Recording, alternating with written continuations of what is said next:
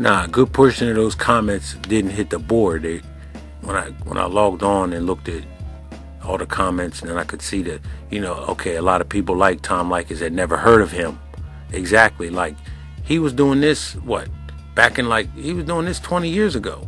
And I didn't get on to him. Like, he broke my cherry, man. As far as the dating game, just everything, marriage and everything, single moms. Now think about it. It really takes confidence to be like, yo, I'm not dating no single mom. Regardless of my situation, I'm not going to put my energy into a woman that's got, well, I'm not going to go off all of that. We know how I feel about that, the way you're supposed to feel about it. But, think about it, brothers. How many of y'all really got the confidence to say in a crowded room where there's women with children and don't have no husband that you won't date no single mom? Seriously, it gave me a profound amount of confidence and self-worth just to feel like, or just to know really, that, it's not a situation that benefits me, therefore I need not be involved. For real. Like, I don't think too many brothers out here are really down with, I'm not dating a single mom, period. I don't think so, because, a lot of y'all was raised by single moms, or you got children yourself and feel as though you are obligated. Fuck that. Nah, you ain't obligated for nothing. But anyway, yeah, so Tom, more brothers need to hear about Tom, for real.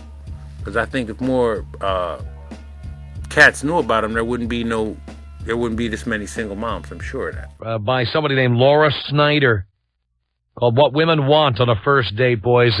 This is that valuable information you've been waiting for. And as I read it, just keep in mind, this is why you don't want to date anybody. You don't want to date. As much as possible, you want to reduce the amount of time you spend with a woman before you nail her. Because the more time you spend talking to her, the more reason she finds out not to put out. It's absolutely true. You're going to say something that's going to offend her. You'll say something about fat chicks and her best friend's a fat chick. You'll say something about her, the way she looks. You'll make a mistake. The trick is you want to say as little as possible to her, and you want to listen to her as little as possible. Because this is what women say they want on dates, okay? Listen to this story from the Netscape Network. Ask for it by name. She says, what's the difference between a first date that thrills and one that tanks? Meeting and exceeding her expectations. See, let's start with this. Number one, this is a complete stranger. What right does she have to have any expectations? At all. I'm a blank page who somehow got you to give me your phone number. That's what I am. What are you expecting from me? I'm trying to use my X-ray vision to see your nipples. What were you expecting? Prince Charming to ride in? Forget it. Forget it, sweetheart. I'm as close as you're going to get. Just remember that. The piece goes on about her expectations. Just what are they? Read on for what she really wants from you on your first romantic rendezvous. Hint, it's not a bouquet and a box of chocolates. Well, that'll save you $150 right there. And then she goes through this list of bullet points. And here's one. The center of your attention. That's what she wants to be, the center of your attention. Attention whore, attention whore. That means no checking out the cute waitress or scanning the television behind the bar for the scoreboard.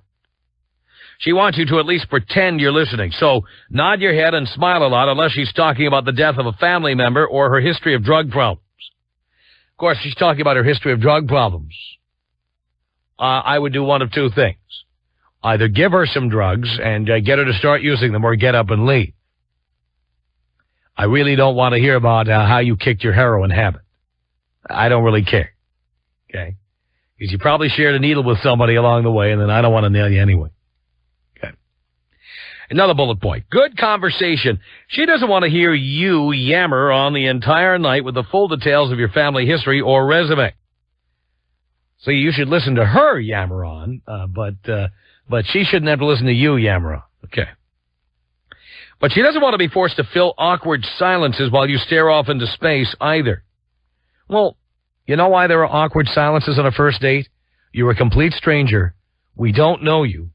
And in reality, all we're thinking is, will we be able to rip your clothes off tonight or not?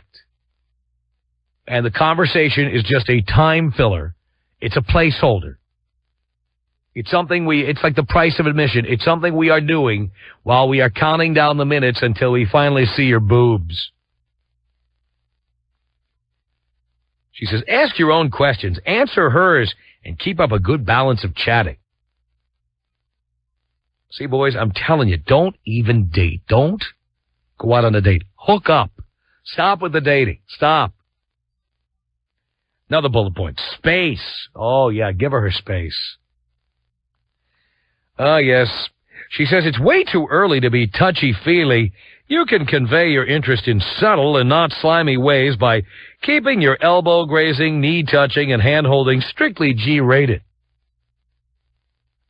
I think the way to go is to, if you do buy her a shot of Jaeger, go up to the bar with her standing behind you and then accidentally rub your arm on her breasts. Then say, oh, I'm sorry, was that you? Or, yeah, body shot of the first date, Gary. Yeah, you have a chick who wants a body shot of the first date? You're in. You are in. Says here, look to her lead on the amount of personal space she needs and respect it. Oh, please, sounds like you're going to a women's liberation meeting. Shut up. Shut up. Here's another bullet point. A plan. If you asked her out, she expects you to pick her up and have a place to go. Not show up with a shrug and say, so what are we doing? She'd prefer it if you showed a little more originality than a typical dinner and a movie and picked an activity with little pressure. No. The idea is to put pressure on her. Note in Leykis 101 how we have said no coffee dates, no lunch dates. And we saw a story about a dating organization that sets up coffee dates. And they were interviewing women. I think I saw this in the Seattle papers, actually. They were interviewing women about why they liked this method of dating. And one woman was quoted, and the quote was enlarged on the front page of the newspaper. She said, I like it because there's no pressure. For a man, that's a bad thing. You want there to be intense pressure. You want her to feel like she's competing with all the other women you must be dating. She needs to feel like her self-esteem is at its all-time low. That if she doesn't give it to you, somebody else will. She needs to know that she's drinking up because she needs to lose her inhibitions so she can the pressure you want. You do not want to put her into a situation without pressure. Please. Drink up, sweetheart. Here we go. You want her to feel like she's just about to get on a roller coaster. You know that feeling you get when you're just getting on and they close the gate and they belt you in and the thing starts pulling out of the station as you're about to get on the roller coaster? You get the butterflies in your stomach and you feel like you're going to fall out of the thing, right? That's what you want her to feel like. You do not want to put her in a situation where she doesn't feel pressure. You want her to feel intense pressure from the moment you meet her at the front door or at the bar or whatever till the moment it comes time to stick your hand somewhere. You want her to feel the pressure at all times. She says that you pick the activity with little pressure, but plenty of opportunities to get to know each other better. You don't want her to get to know you better, because she's going to find out what a horn dog you are. She's going to find out that all you want to do is nail her, and you don't give a rat's ass about it. You don't want her to figure that out until after you've nailed her. At that point, you don't care. And then she's attached to you. She's got feelings for you. Then you can really take advantage of the situation. Please. Finally, she suggests in this column here on Netscape Network, Something to remember you. Buy her a print of her favorite painting at the museum you visited. Don't go to a museum with a chick. That is a very bad idea. First of all, it assumes that she has an intellect. And if she's intelligent enough to appreciate a museum, she's probably too homely for you and probably has a smart-ass mouth to match. Those women who are going to spend all their time telling you how intelligent they are. No museums. Stop it with the museums, the foreign films, anything that indicates intellect. You just stay away from that.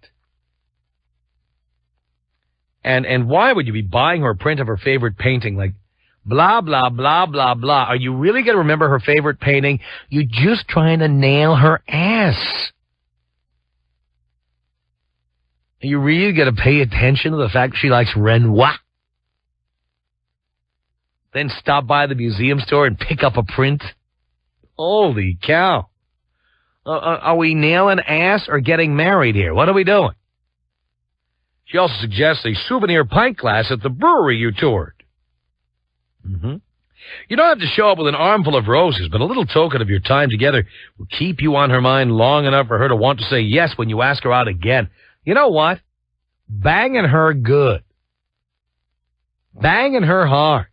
Making her moan and scream. That is what's going to make her want to be asked out by you again. You see, if you do everything that's recommended in this column, Poindexter, that's the category you're going to be in. The friend, the companion, the person to go to museums with. You're not going to be that guy. You're going to be the thoughtful guy, the nice guy, the considerate guy who doesn't put any pressure on her. Do you see the pattern here? Do you understand? That's what Leykis 101 is all about. We're separating you from all of these notions and these singles columns and all the claptrap that people put out in books, the rules, whatever. We are here to go up against all of that and tell you that what a woman really wants is for you to talk dirty in her ear, get her out of the bar as fast as you can with the buzz still lingering, and then bang the crap out of her, and then walk out and don't call her for 2 weeks. That's what women respond to. And it may sound like you're being rude or cruel, but you know what? Women get hot when you treat them like that. That's the way you need to treat women. You get what you get if you thinking with your dick.